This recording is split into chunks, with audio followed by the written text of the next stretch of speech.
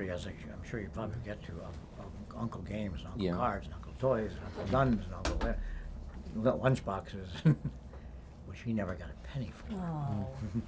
Not a cent. We didn't know any better. We'll get into that. Yeah. Maybe also personal appearances. Yeah, we'll get into We, yeah. sometimes we got paid, sometimes we didn't. Right.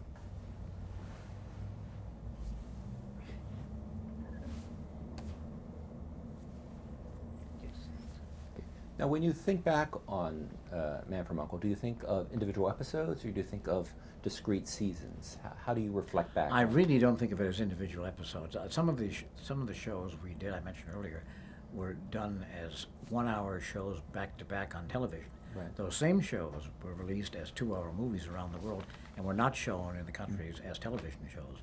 And the way we got around that was they would add girls, pretty girl like Sandra Berger or so on, who may not be in an American show, but she would then be able to reveal her bosom, which you couldn't do on American television. So they were sold as kind of half-ass or full bosom, half-ass sexy shows around the world. You inferred that there were different moods every season. Could you just talk about how each of the seasons were sort of distinguished in your mind as you reflect? I just know that after the first season, the second season didn't. First of all, the first season was shot in black and white. I don't know, of course, it was a matter of economics then. Film was cheaper, which they had a lot of trouble selling the show ultimately because of having the first season in black and white. I can't definitively say how each producer, after the original season, changed the show, but it was not for the better. I can tell you that. It got to be more funny than it was serious, and I think it should always have been a combination of the two. Even in the James Bond genre, it's still fairly serious in terms of potential death and so on, and confrontations with evil. By the third season, it had gotten ridiculous and silly. People have often asked me, why didn't you complain about that? Well, at that point in time, I was so immersed in the Vietnam War, I couldn't have cared if the show was canceled that night. My mind was not with the show, although I didn't in any way avoid acting well in the show. I just wasn't thinking about the show. I was thinking about something else. And talk about the gadgets too. They also became sort of a character. And what did you think about those types of technologies? Well, the writers would write on the script something very complicated about this exploding cigar box, which changes into an elephant, and then it has ears or something, and they would just give it to the prop guys who had about a 28-cent budget and let them figure it out. So everything was created by the prop guys. There was nothing offered to them. It was just in the script, so-and-so does the following, jumps out of a suitcase, which takes off in the air. These prop guys were wonderful, and they learned how to do it for a very small amount of money, the stuff that was written very cavalierly in the script by the writers who didn't have to worry about actually doing it. And I might add that out of this came games and dolls and lunchboxes and guns. The Uncle Gun was an enormous seller all around the world, as a matter of fact. And I might add that neither one of us, McCallum or Vaughn, got a cent from any of this because we were young and dumb. What was your contractual arrangement? Did the contract change over time? No, the contractual arrangement only expanded in terms of the money each year. We got more money each year. To tell you what the money we had got at the fourth year is to be unbelievable. I won't even go into it because it was so tiny compared to the first year of shows, people on the air now with shows. And we didn't get any money from any. In the contract, we were supposed to have gotten 5% of the merchandising profits. It didn't say whether it was gross or not. Well, we just didn't understand, and nobody advised us. No agents advised us.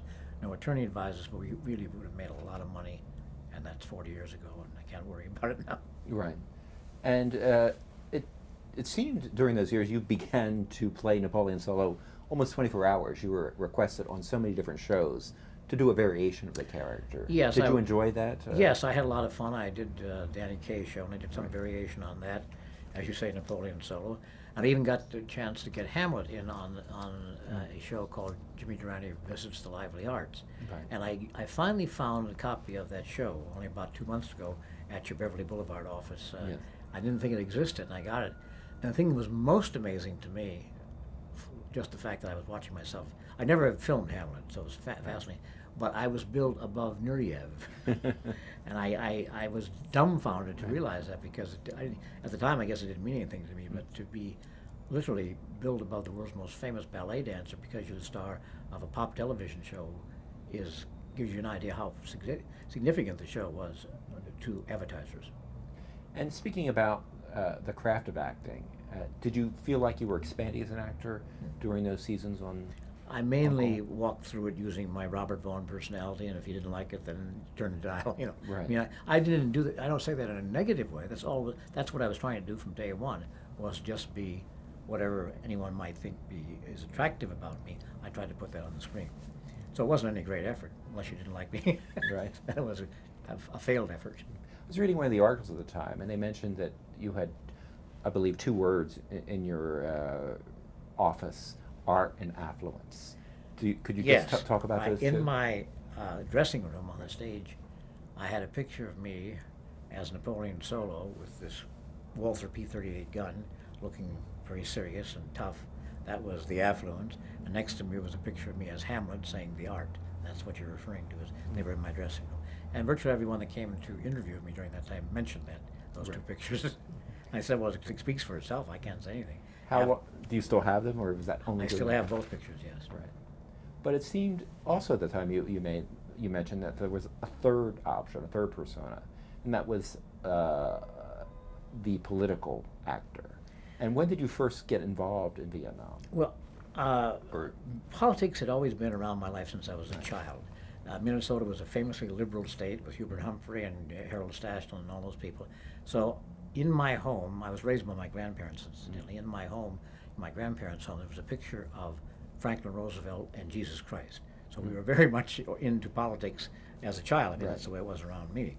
And quite by accident, one day I was filming on Lot 2, this is 1966, and a friend of mine named Bill Tynan, who was the dialogue director on the show, said, I've been keeping an eye on what's happening in Vietnam. And I said, no, you know what you're talking about. And he said, and he went on to, I won't go into what he said to me. So I was kind of curious about it. And at that point in time, this was the summer of 1964, there was something passed by the Congress called the Tonkin Gulf Resolution. And I was curious as to what that was, so I looked into it. And then in January of 1965, the first bombing of the North occurred at Pleiku. Right. And what Bill Tynan had outlined to me a year and a half earlier was the fact that we were getting heavily involved in a place, in his judgment, and subsequently my judgment, we shouldn't be. So starting in January of 1965 through January of 1966, I went completely into the history of the United States involvement in Vietnam, the French involvement in Vietnam, and the Chinese involvement prior to those two countries, going way back to 1945, when Bao Dai was the emperor of Vietnam. So I'm trying to speed this along. In January of 1966, a year after I'd started my investigation, incidentally, I investigated all the documents in the State Department. I wasn't just investigating those that were opposed to the war, I was investigating the United States' alleged support for the alleged war, I should say, because it was a civil war in my judgment. In January 1926, I was asked to speak at a dinner in Indianapolis, January 29, 1966. And I was invited there because I had been on record as having voted for Lyndon Johnson in 1964 and been a Democrat since I was a child in Minneapolis and so on. And so I was basically going to go there to discuss the 1964 election and the re-election of Johnson. That's what they thought. Well, rather than deliver this speech, which they expected, which was to be strictly down the middle, support the Democratic Party and LBJ, I delivered what I considered a very modest critique of the United States involvement in Vietnam. And I have a picture to this day, two pictures. There's a picture of me standing on the podium with everybody, all the governor of Indianapolis, Indiana, all the, Birch Bayh was a senator then, so on, all applauding, smiling. Got the man from U.N.C.L.E. He's going to give us a rousing speech. We're going to love this. And we sit there. And then there's a picture of me at the end of the speech. Everyone at the head table is sitting there with their hands over their eyes like this. Where did we get this communist to come out here and talk? That's how it started. And the moment that, from that you became pretty much the first actor to speak out against them. yes, the press has said repeatedly, I was the first actor to publicly oppose the war. Well, from that speech came everything else. Reuters was on the line the next Monday at MGM. What did I say? I only had the only copy of the speech. Lawyers for MGM, NBC were at the studio wanting to see what I'd said because I had the only copy. So I had an old mimeograph machine up in my office, and I rolled out a bunch of copies, gave them to the lawyers, NBC and ABC. And that's how it all started. And from that point on, I was national chairman of the largest anti-war group in the country called Dissenting Democrats, which was based in Beverly Hills. And that pretty much took up from 1966 to 1972 when I went to England. I was virtually involved all the time in anti-war efforts, usually by speaking at universities, fundraisers, and other places where there were already anti-war groups. Did it have any negative impact on your television career in the beginning? Because most people didn't understand the war at that period. No, there's no question about it. They had, in January of 1966, a few people were opposing the war. When Walter Cronkite opposed the war, which was a year and a half later, that's when everybody was opposing the war. But up to that point, it was largely George McGovern and a couple other politicians. That was about it. And what's his name? Fulbright was also opposing the war. Did it affect me negatively? I do not think so. I think that Norman Felton would have come to me and said something. Right. But I think that they all secretly agreed with me, but they were not going to, Right. go out front because, well, first of all, nobody knew who Norman Felton is. Yes. I think that's what happened. Did I ever appear in a John Wayne movie? No, I never did. But I never appeared in a John Wayne movie before my position on Vietnam. I don't think it hurt me, but it could have. Certainly NBC may have decided they didn't cancel the show because I was opposing the war. They canceled the show because of low numbers, because the show got bad. But I think that's remarkable. You had a credibility that people did not question, whereas other actors who've opposed the war, there was very much a big negative feeling. Did you feel that there was something? The turning point in the negative feeling, and there was certainly negative feeling, I got some terrible mail Right. saying traitorous bastard, and next time you come to Chicago, you leave in a cement Right. overcoat. It was Yeah. very tough stuff. Yeah. I sent it on to the FBI. Never heard a word from the FBI about it.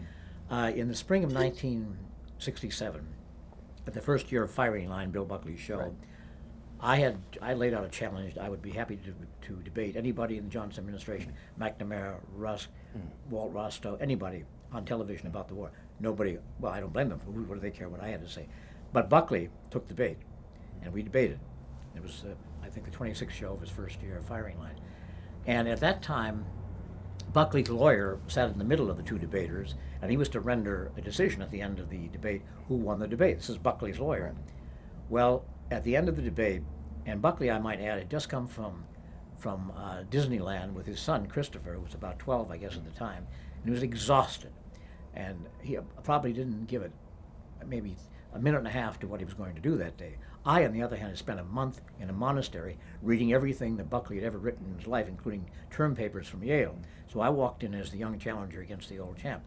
His lawyer said at the end of the debate that he couldn't announce a winner. He said he felt it was a draw. Well, from that point on, everybody that was going to speak up spoke up, and I was once again inundated with requests for speeches. I mean, I could have been on making speeches every night if I hadn't been doing the show, the Uncle Show at the time. But I think the turning point in terms of respect for my position and my right to at least express my position, whether you agree with it or not, came with Firing Line. I was reading an article from TV Guide in early 1968. It seemed so optimistic. It talked about your political viewpoints, but that whole I know the article. year It didn't changes. say, yeah. I think it was called The Other Bobby in American Politics. Exactly. Yeah, right. That was it. Yeah. So did you feel like that you were the other Bobby at that point? Well, I did, only in the sense that I was constantly being asked to run for office, and I wasn't. First of all, I was doing the television show, and secondly, I had no way of. Why would I want to run for office? I'd have to reduce my lifestyle by about 90% in terms of income, and I wasn't about to do that. But moreover, I really am not temperamentally suited to go out, kiss babies, and shake hands. I'd be happy to debate people, but I was not ever, in my mind's eye, a people's person, which is what you have to be, wrongly or rightly. That's what you have to be to get votes. At one point, the Peace and Freedom Party asked me to run for the Senate. The Peace and Freedom Party was made up largely of Black Panthers, so I didn't think that was a wise thing to do, and although I didn't disagree with their position on it. And at one point, which I mentioned in my book that I'm currently writing, I was back in the where the horses are. Well, let me go back a bit. Robert Kennedy has and still has a place called Hickory Hill in McLean, Virginia, which is where he lived. It originally was owned by Jack and Jackie, and they sold it to Bobby. And he had a horse that I rode once, but the day before I met him, not the day before I met him, but the day before he came back from Mississippi, the kids, the family, all the young kids, they were all very young. I think Kathleen was 15 at the time, got me out to the stable to ride his horse, which was Attorney General, which was the most mean-spirited, rotten horse I've ever been on. I thought I was going to die from the first minute I was on the horse. I stayed on about 20 minutes. We ran all there. Incidentally, their property abuts the CIA. I kept going into the CIA property with this horse and back and forth and back and forth. I'm an okay rider, but I was no match for this horse. Anyway, this is about a year after that. I was out back one day with him, and Kennedy at that point had not announced for the presidency. And he said something like this: "When are you going to join us?" And I said, "What do you mean?" He said, "Well, in the Senate." And I said, "What do you mean?" He said, "Well, there's a Senate seat opening up in California. I forgot the name of the senator." He said, "Have you given it any thought?" I said, I'll make a deal with you. But at this point, I'd seen him a lot, and I really knew him very well. I said, when you're sitting in the Oval Office, having stopped the war, we'll go over this a second time. And he, in his inimitable Hamlet, Madonna-like way, you didn't know what he was thinking. He just smiled and kind of nodded his head. He couldn't tell if it was a yes or no, whatever thing. Usually, if you were talking to him and you didn't like your answer, he'd jump in the pool, and that would be the end of it. So that was the only time that anything was broached in a real way about my actually running for office. Photoplay of Modern Screen had me on the cover with Kennedy, and all the time I was going to be the Ronald Reagan, of course, had just become governor in 1966. I was going to be the great Democratic hope against Reagan, either as governor or senator, but it had nothing to do with reality. It was totally fan magazines and other sources that took fan magazines as their base.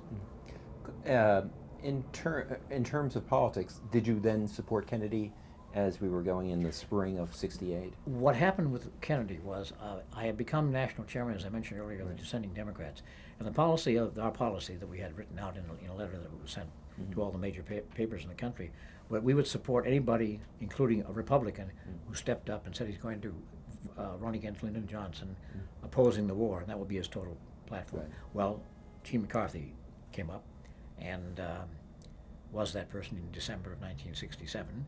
He announced he would run, and he ran in the primary in March in New Hampshire. And many people think he won the primary. It's not true. He got 42% of the vote, which was incredible against an incumbent in his own party. So at that point in time, I said, we were meeting, the dissenting Democrats were meeting one night, and Beverly says, what are we going to do? And I said, well, we're going to do what we said we were going to. We're going to support McCarthy. So I did, and I did a lot of work in terms of New Hampshire and so on.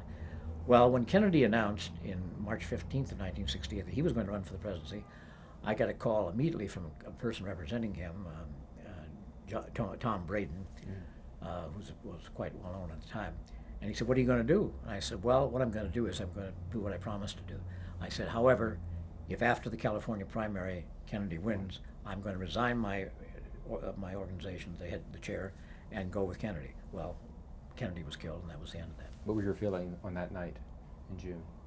It was with me for almost a year after he died. I mean, it was a profound sense of loss, because I had gotten to know him on a level that I thought there was a really serious, deep. I mean, there's a million things wrong with Robert Kennedy up to that point. Personality was difficult, and I could go into other things. But there was, because of his brother's death, I think he had a whole new review of what life meant to him, and the power that comes with being a Kennedy, and the power that can be used successfully. And I was very, very saddened by it. I was on the funeral train that started here in Penn Station on the day he was. The mass was over at 1 o'clock at St. Patrick's. We got on the train, and the train was scheduled to get into Washington, D.C. at 5 p.m. that afternoon, having left New York at 1 p.m. It's normally a 4-hour drive with a train. I mean, that is. Well, we got in at 9 o'clock, and the reason was there were so many people along the way on the tracks, the people that thought Kennedy was going to be their great hope, lower class in terms of economics, military people, women holding up their babies, women standing there holding up baby one arm and saluting the other arm, and then all kinds of placards. We missed you badly. You're the last hope, and so on. So it's the most moving, and it'll be nothing comparable in my life, I'm sure, to come. That 9 hours on that train. And then when we got there, because the train was supposed to get in at 5, they were going to have a service where the tomb was and the casket was going to be, but it was no light. So somehow the Kennedys, in their miraculous way, gathered together thousands and thousands of candles. So when you got off the train, everyone was given a candle. Everybody that was already there at Arlington Cemetery had a candle. So the entire final words that were said over the coffin were by candlelight, and I have the candle still that I got. So it was an extraordinary. And then, of course, for me, the day after this happened, I flew to Prague, and 3 months later, the Russians invaded Czechoslovakia, and I was there when they invaded. So it was a bad year, 1968, for the whole world, not just Robert Vaughn. Did you also reconnect with John Frankenheimer? You'd spoken at all? No, I didn't have anything to do with Frankenheimer after that. I mean, not because he was. I mean, on the Kennedy campaign, or no, not during the. I only knew later when I ran into John that he had driven him from Malibu to his death, as it were, that night, June 4th, 1968. And during the same time that Man from U.N.C.L.E. was taken off the air, was that an abrupt end? Did you think it was going to? No question, it was an abrupt end. I think it was a Wednesday or something, and we were finishing shooting that particular segment that Friday, And Wednesday night or Thursday morning, they said the show is not going on. It ends tomorrow. So there was no cast party. There was nothing. And I was not at all disturbed by it because I was so active, as I said, opposing the war. My mind wasn't with the show in terms of concern. I was a bachelor. I didn't have to worry about earning money for a family or anything. So pretty much, it was a great surprise to the crew, I can tell you that, and quite a surprise to all of us that were on it. The final season was considered more realistic, that they sort of They threw made it- everything out. Could you talk about Exactly. They made it. They brought in another producer. I forgot what his name is now, but they were trying to go back to the original year, the way it was then. And I think they did 12 shows or 7 shows. I can't remember how many. And it was very much like the first year, but wasn't enough. And it was too late, and the ratings gave way, and we were canceled by ratings, not anything else. Do you think that that Man from U.N.C.L.E. reflected the times, we'll say, much more in its first 2 years than it did as things became a little bit more political? Yes, I think it was the first couple of years were what it was intended to be, particularly the first year. And then the events of the 60s so overwhelmed most people's lives, and particularly the anti-war movement, that there was never any of that, of course, in the Man from U.N.C.L.E. show, because that was never touched on.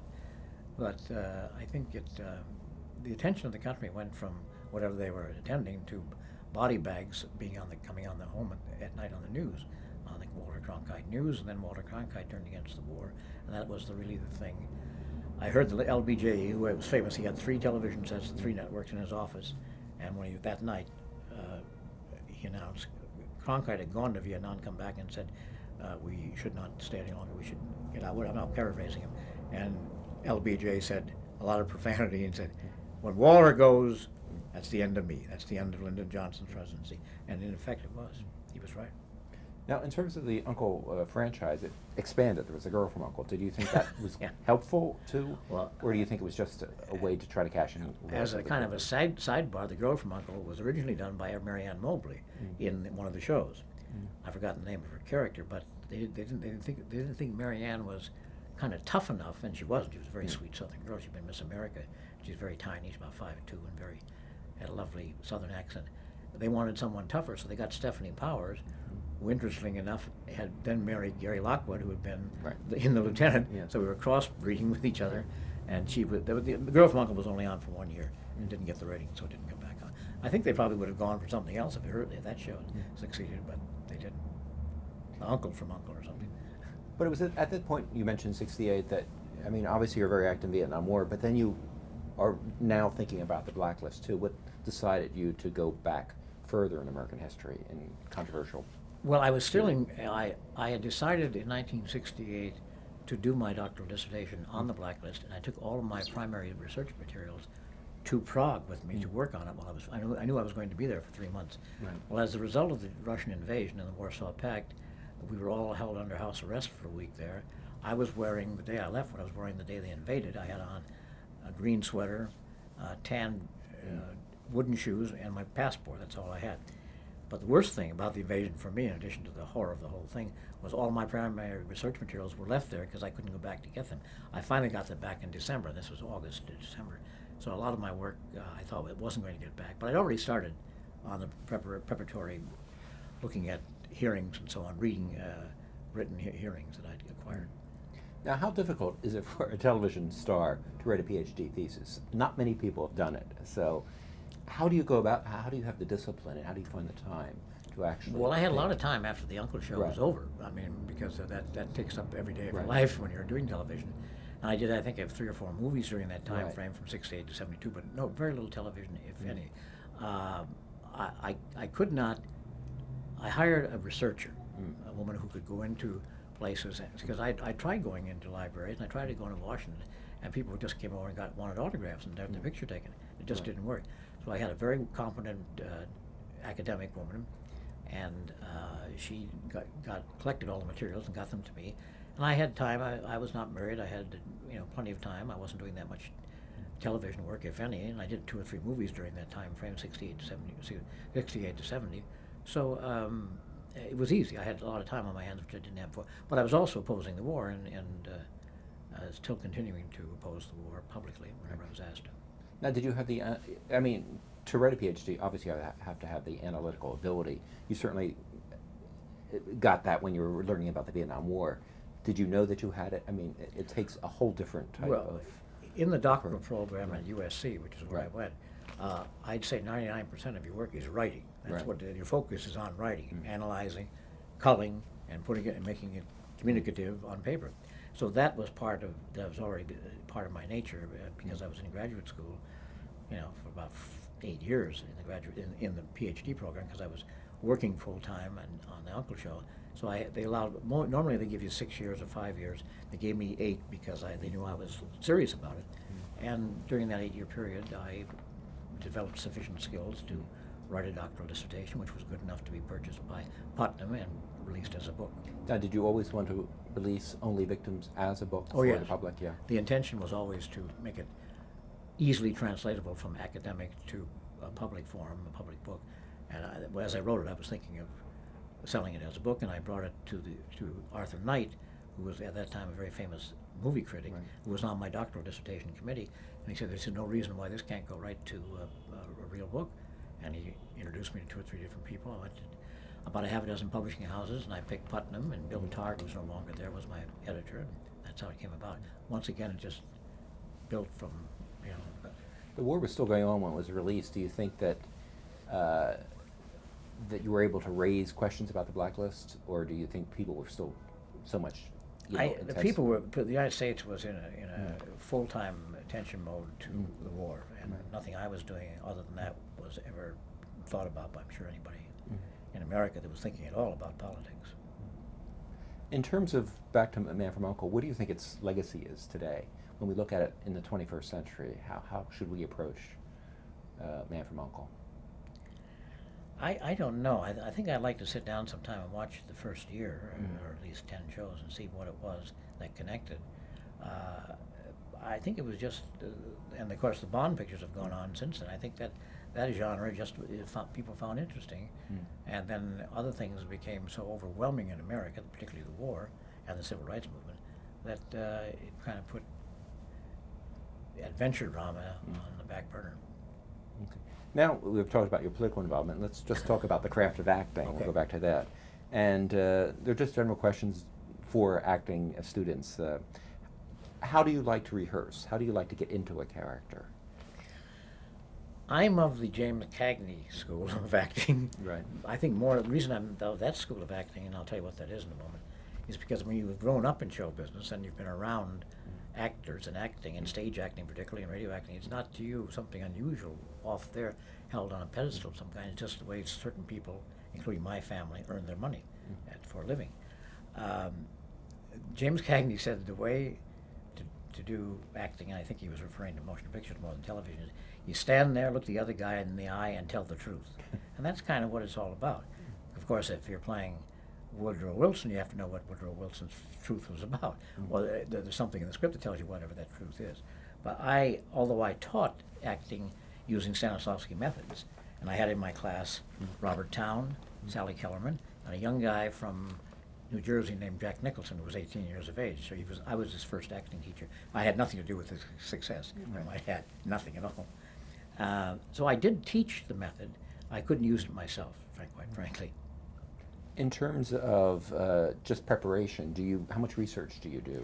If it's a real person, if it's a historical figure, I do monumental research. With FDR, I spent months up at the FDR library in Hyde Park, New York, preparing for that. But that was a one-man show on stage, and we opened it in Seattle, Washington, and closed it in Washington, D.C. We played for a year, and then we filmed it for HBO. If there's something to be researched, I research it.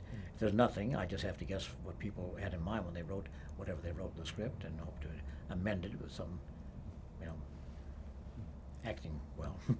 Now, what are the differences in working for you in film, stage, and on television in terms of acting? Well, television is very, very fast compared to quality movies. Most big movies take at least 3 months to film, and obviously you're doing 2.5 hours of film. You're not working very much every day, so it's a very easy, relaxed situation in motion pictures. Whereas television is very, very fast, so you have to really know your craft and be ready to act when you get there that morning. You can't have time to discuss what it's all about with the director because there's no time for discussion. You just start shooting. You always rehearse once for the camera, and then you just shoot, and if the first take is good, that's what's on the screen 6 weeks later. Motion pictures, big motion pictures like Towering Inferno, then some others that I've been in, like Superman 3, take a long time, and you get to know each other pretty well, and it's usually fun. Big pictures like that.